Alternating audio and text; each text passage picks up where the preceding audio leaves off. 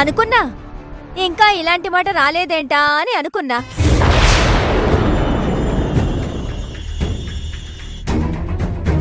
ప్రతిసారి నిన్ను కావేరిని నిలబెట్టడం, అన్ని పనులు కావేరితో చేయించడం ఈవిడికి అలవాటుగా మారిపోయింది.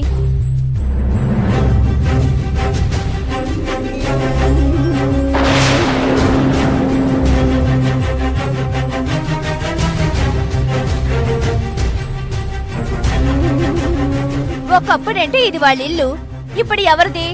శివగారిల్లు. శివగారి భార్యవి నువ్వే కదా. ఇంటి యజమానురాలుగా దీపం వెలిగించాల్సింది నువ్వే.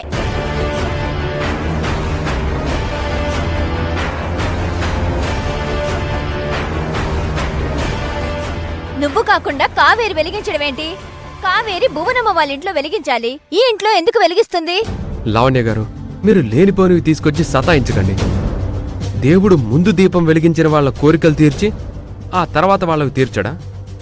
శివగారు, ఒక్క నిమిషం. అక్క, అమ్మ చెప్తుంది కదా, ఇది ఈ ఇంటి ఆచారం అంట. ఆ ఆచారాన్ని గౌరవించాల్సిన బాధ్యత ఇంటి కోడలిగా నా మీదుంది.